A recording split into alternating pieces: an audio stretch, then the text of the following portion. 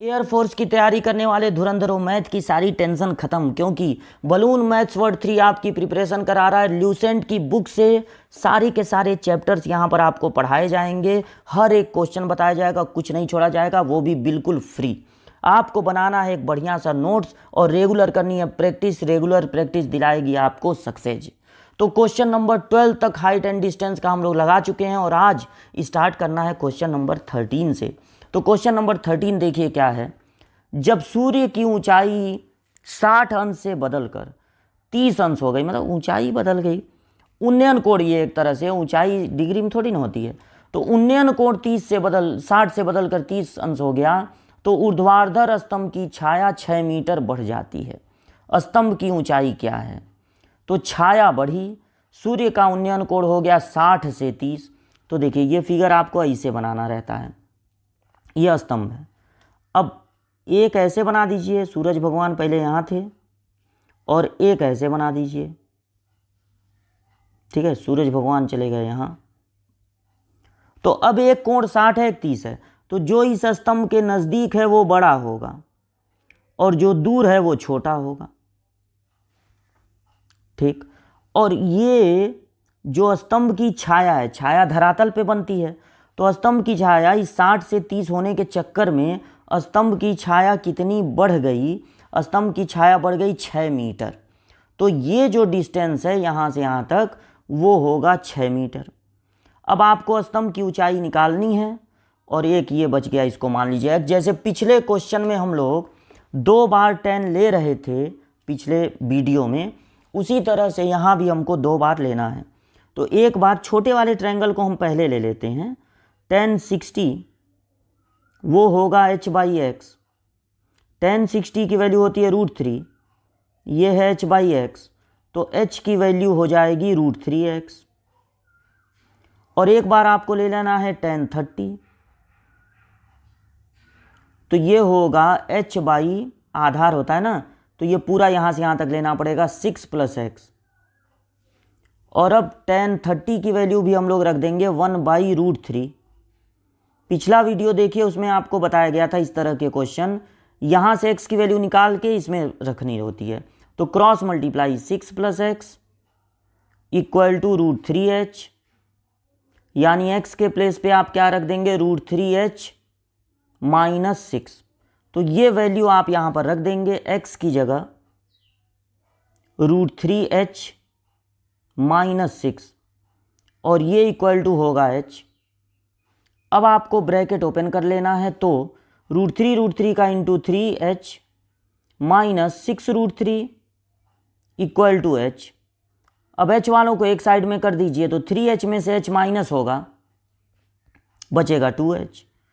इस -6√3 को दूसरे साइड में ट्रांसफ़र कर दीजिए, प्लस हो जाएगा, कैंसिल होके बचेगा 3√3।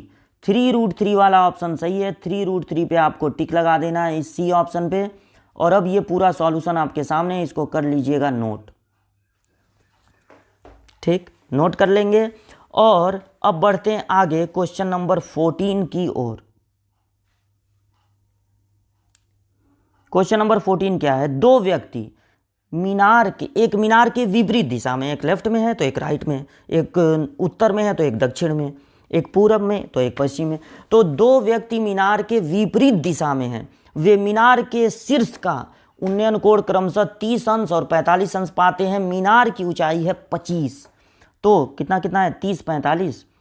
30 45 उतना बढ़िया नहीं होता है, 60 और 30 बहुत बढ़िया होता है। एक √3, एक 1/√3, तो अक्सर वहाँ पर परमीकरण वगैरह जो करना रहता है वो नहीं करना पड़ता है। तो मीनार के एक तरफ है तो दूसरा उसके विपरीत दिशा में है। ये दोनों मीनार को देख रहे हैं, तो एक कोण बना रहा है 30 अंश और एक कोण बना रहा है 45 अंश, और मीनार की ऊंचाई दी है 25 मीटर। तो इन व्यक्तियों के बीच की दूरी कितनी है? बड़ा ही आसान सा क्वेश्चन है। इन व्यक्तियों के बीच की दूरी, अगर यहाँ से यहाँ तक की दूरी को हम मान ले x और यहाँ से यहाँ तक की दूरी को मान ले y, तो फिर करना क्या है? x + y निकालना है। तो tan सुटेबल रहेगा, क्योंकि आधार और लंब tan में होते हैं, कॉट में भी होते हैं। tan 30 इक्वल टू लंब 25 है ना, बटे आधार, और एक बार 1045 इक्वल टू लंब बटे आधार। तो ये देखिए 1030 होता है 1/√3, और यहां पर क्रॉस मल्टीप्लाई तो x इक्वल टू हो जाएगा 25√3, और 1045 की वैल्यू 1, तो ये हो जाएगा 25/y, तो y की वैल्यू होगी 25। ठीक, अब आदमियों के बीच की दूरी हो जाएगी x प्लस वाई, यानी 25√3 + 25। यहाँ भी परमीकरण नहीं करना पड़ा, अभी बुराई कर रहे थे हम, 30 और 45 अच्छा नहीं होता है, लेकिन देखिए अच्छा ही निकला। तो 25√3 + 1, क्वेश्चन नंबर 13, नहीं 14, 25√3 + 1, ये आपका पहला ऑप्शन है। पहले ऑप्शन पे आपको लगा देना है टिक, और ये पूरा सॉल्यूशन आपके सामने है, नोट कर लीजिए। ये कोई मायने नहीं रखता है कि किधर आप 30 लिखते हैं और किधर 45। तो ये आज का सेकंड क्वेश्चन था, क्वेश्चन नंबर 13। अब बढ़ते हैं, इसको नोट कर लीजिएगा, क्वेश्चन नंबर 14 की ओर। तो क्वेश्चन नंबर 14 देखिए क्या है, नहीं 14 तो हो गया, 13, 14, 15। एक मीनार की चोटी पर बैठा हुआ आदमी पहुंच गया, मीनार की चोटी पर चढ़ गया है। उसके ठीक दाएं और बाएं जमीन पर दो वस्तुओं के अनुमान कोण 45 अंश और 60 अंश है, मीनार की ऊंचाई 50। एकदम उसी तरह का क्वेश्चन है, इस बार कोण है 45 और 60, मीनार की ऊंचाई है 50, तो दोनों वस्तुओं के बीच की दूरी ज्ञात करनी है। एकदम आरामदायक क्वेश्चन है, कोई इसमें दिक्कत होने वाली नहीं है। बस थोड़ा सा ये टिल्ला पे चढ़ गया है, मतलब मीनार पे, यहाँ पे चढ़ गया है, एक वस्तु यहाँ है, एक वस्तु यहाँ है, देख रहा है इसको। तो अनुमान कोण बनाने के लिए आपको आधार के समांतर खींचना होगा रेखा, और इस तरह से एक तरफ बना देना है आपको 45 अंश का कोण, और एक तरफ बना देना है 60 अंश का कोण। ये 45 हो गया, ये 60 हो गया। ये मत कहिएगा ये 60 ये 45 दिख रहा है, जिधर हम 45 लिख दिए उधर 45, जिधर 60 लिख दिए उधर 60।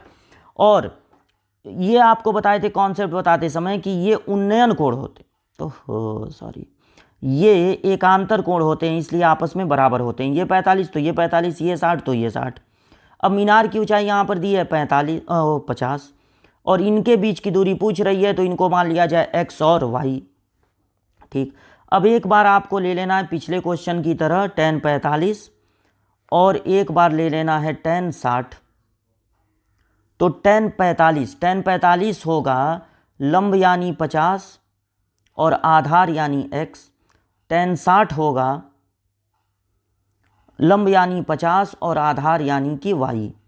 तो tan 45 का मान लिख देंगे 1, ये होगा 50/x, तो यहाँ से x इक्वल टू आ जाएगा 50, और tan 60 होता है √3, ये होगा 50/y, तो यहाँ से y की वैल्यू कितनी आएगी 50/√3 ना, y का इसमें इंटू होगा, फिर √3 को इधर भेज देंगे।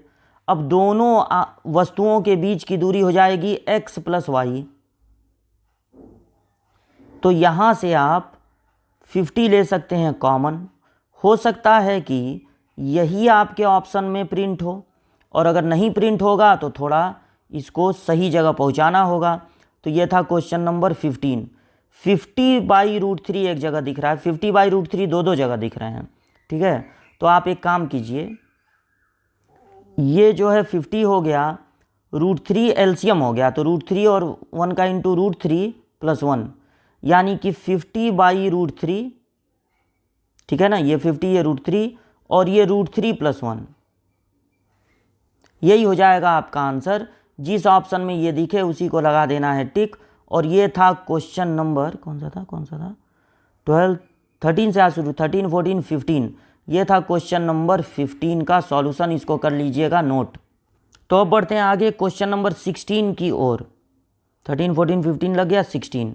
अब देखिए क्वेश्चन नंबर 16 क्या है, एक हवाई जहाज के ठीक दाएं और बाएं नदियों पर दो जहाज़ों के हवाई जहाज में बैठे हैं, नदी में जहाज को देख रहे हैं, अनुमान कोण है 60 और 45, और इस बार दोनों जहाज़ों के बीच की दूरी दे दी गई है 100। तो हवाई जहाज़ की ऊंचाई पूछी जा रही।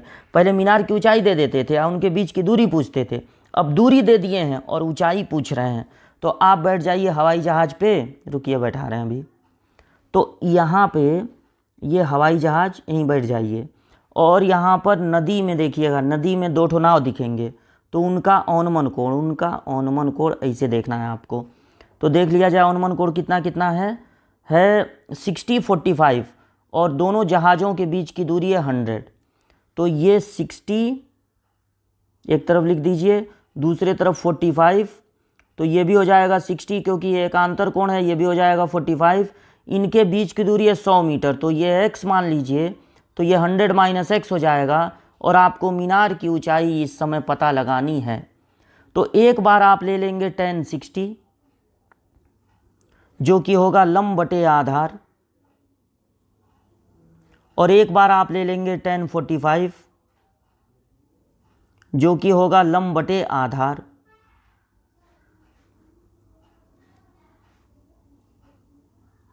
ठीक, tan 60 की वैल्यू हो गई √3h/x, tan 45 की वैल्यू हो गई 1h/100 - x। और अब यहाँ से h की वैल्यू आ गई √3x। अब केवल यहाँ से x की वैल्यू निकाल के इसमें रख देनी है, तो 1 अरे ये इधर ट्रांसफ़र कर दिए इसको, तो 100 - x = h। तो -x है, x को इधर ट्रांसफ़र कर दीजिए और h को उधर भेज दीजिए, 100 - h।